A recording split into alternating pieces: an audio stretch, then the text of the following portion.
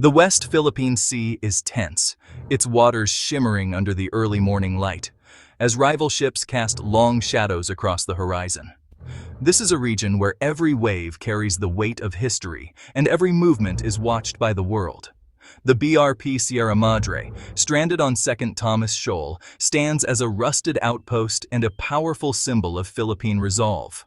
For years, this battered ship has served as both a military post and a statement of defiance, weathering storms and standoffs alike.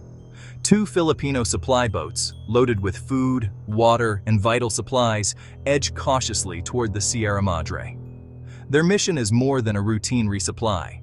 It is a quiet but determined assertion of sovereignty, a lifeline to the outpost, and a message to the world. Suddenly, China Coast Guard vessels surge forward, sirens blaring and lights flashing, their imposing hulls dwarfing the Filipino boats. The tension in the air is palpable, as the balance of power is put on full display. The Chinese ships cut aggressively across their path, escalating a dangerous maritime standoff. The sea churns with uncertainty as both sides maneuver for position, each unwilling to back down. Filipino crews stand firm, their faces set with determination, knowing the world is watching their every move. They are outnumbered, but not outwilled. Water cannons erupt from the Chinese ships, battering the smaller vessels in a show of force, meant to intimidate and drive them back. The roar of the jets echoes across the waves. The Filipino sailors brace themselves, gripping the rails as their boats are tossed by the onslaught. Soaked and battered, they refuse to yield, holding their ground against overwhelming odds. This is not a battle of equals, but a test of will, courage, and international law. The size difference is stark, but the resolve of the Filipino sailors is unwavering. The incident is broadcast live, galvanizing the nation and drawing the attention of the world. Every second is watched, every action scrutinized.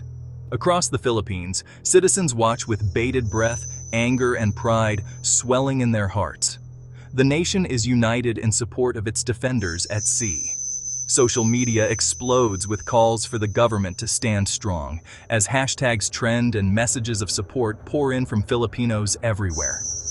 The sailors become national symbols of courage and resilience, their faces and stories shared across the country as examples of true patriotism. Each clash at the shoal hardens Filipino resolve, forging a spirit that refuses to be broken by intimidation or force. Instead of breaking, the nation's spirit grows stronger as people rally together in displays of unity and hope. The world sees not just a territorial dispute, but a fight for identity, sovereignty, and the right to self-determination. The eyes of many nations are now fixed on these contested waters. For 115 million Filipinos, these waters are more than a map. They are a part of who they are, a source of livelihood, heritage, and dreams for future generations. The standoff is a stark reminder. The Philippines will not yield. In these waters, the nation's spirit stands as unyielding as the Sierra Madre itself. The Philippines' resistance is rooted in centuries of struggle, a story woven through generations and marked by countless acts of courage and sacrifice. From the long shadow of Spanish rule to the dark years of Japanese occupation, Filipinos have always fought for freedom and self-determination, refusing to accept oppression as their fate. Heroes like José Rizal and Andrés Bonifacio ignited a spirit of defiance that endures to this day, their words and actions echoing through time and inspiring new generations. Stories of bravery and sacrifice are passed down from elders to children, shaping a national identity that refuses to bow to foreign powers and teaching each generation the value of standing up for what is right. During World War II, guerrilla fighters rose from the ashes of defeat, with ordinary citizens, farmers, teachers, and students waging relentless resistance against overwhelming odds, proving that the Filipino spirit could not be broken. This legacy is alive now, not in the jungles of the past, but on the open sea, where Filipino fishermen and Navy patrols continue to defend their homeland's frontiers. The idea of surrendering even a single inch of territory is unthinkable to most Filipinos, who see every challenge as a test of their national resolve.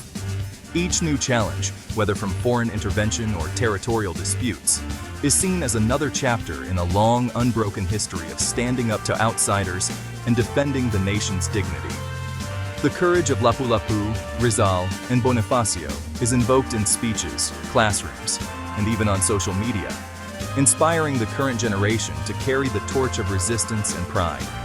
This deep connection to the past gives Filipinos a sense of purpose and continuity, reminding them that they are part of a larger story that stretches back centuries. They see themselves as guardians of hard-won independence, entrusted with the responsibility to protect the freedoms their ancestors fought for. The weight of history fuels their determination to defend their sovereignty, uniting people from all walks of life in a shared mission. The West Philippine Sea dispute is not just about territory. It's about honoring a legacy of freedom and ensuring that the sacrifices of the past continue to shape the future. The Philippines is an archipelago of over 7,600 islands, a natural fortress scattered across the vast expanse of the western Pacific Ocean. Each island, large or small, contributes to a complex and formidable landscape that has shaped the nation's history and defense. Its scattered territory makes invasion and control a logistical nightmare for any aggressor. The sheer distance between islands, often separated by deep channels and unpredictable seas, complicates any attempt at unified occupation. Every island, strait, and bay could become a battleground, forcing invaders to fight on unfamiliar and fragmented terrain. Dense jungles, towering mountains, and intricate coastlines have long aided Filipino resistance, providing natural cover and countless hiding places for defenders. Guerrilla tactics thrive in this terrain, making occupation costly and difficult. History has shown that local fighters can use the land to their advantage, striking quickly and then vanishing into the wilderness. The seas themselves are treacherous, filled with sharp reefs, hidden sandbars, and unpredictable currents that can wreck even the most advanced ships. Filipino sailors know these waters intimately, turning geography into a strategic advantage. Their generations of experience allow them to navigate where outsiders would falter. Maritime choke points and hidden channels favor defenders, not invaders. These secret routes can be used to move troops and supplies undetected. The military leverages this complexity, focusing on denial rather than direct confrontation. By using the land and sea to their advantage, they can slow down or even halt enemy advances. The goal: make any invasion too painful and unwinnable for an enemy, forcing them to reconsider before even attempting a landing. This porcupine strategy relies on the country's natural defenses, turning every obstacle into a weapon against would-be conquerors. The archipelago's geography is the Philippines' first and most enduring shield, standing guard long before modern weapons or armies. It shapes every aspect of the nation's defense, from military planning to the daily lives of its people, ensuring that geography remains a silent but powerful ally. For any would-be aggressor, the cost of conquest is simply too high, a daunting challenge that has protected the Philippines for generations. The Philippines' alliance with the United States is a cornerstone of its defense. The 1951 Mutual Defense Treaty ensures both nations will respond to armed attacks, including those in the South China Sea. U.S. support, military aid, training, and joint exercises bolsters Philippine capabilities. Annual drills like Balikatan improve cooperation and send a clear message of unity. The alliance elevates the stakes for any aggressor, making conflict riskier. Access to Philippine bases allows the U.S. to project power in the region. This partnership is built on shared interests and a vision for a free Indo-Pacific. For the Philippines, the American shield is a vital deterrent. It levels the playing field and strengthens the nation's resolve. In 2016, the Philippines won a landmark legal victory at The Hague. The tribunal invalidated China's sweeping claims, affirming Philippine rights under international law. The ruling transformed the dispute into a test of the rules-based order. Global support for the decision isolates China diplomatically. Every act of Chinese harassment is now seen as defiance of international law. The Hague ruling empowers the Philippines to defend its maritime rights with legal and moral authority. It is both shield and sword in the ongoing struggle. Bayanihan, the spirit of communal unity, now plays out on the West Philippine Sea. Fishermen, civil society, and the military work together, asserting sovereign rights. Social media mobilizes public support, keeping the issue alive and pressuring leaders to stand firm. Civilian-led missions bring aid and morale to troops and fishing communities. This grassroots unity makes resistance resilient and deeply rooted. The defense of the sea is a shared national responsibility. Unity is the Philippines' greatest intangible asset. Every act of coercion only strengthens national resolve. The true strength of the Philippines lies in the solidarity of its people. The Philippines faces China with asymmetric strategy, not brute force. Transparency is key. Every incident is documented and broadcast, turning Chinese aggression into a global spectacle.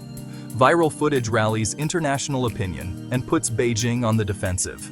The military modernizes for deterrence, investing in agile patrol vessels, anti-ship missiles, and surveillance drones. The goal, a porcupine defense that makes any attack costly. Mobile missile launchers threaten hostile ships, deterring aggression without a massive fleet. The Philippines leverages law, global opinion, and geography to punch above its weight. The focus shifts to external defense and new maritime doctrines.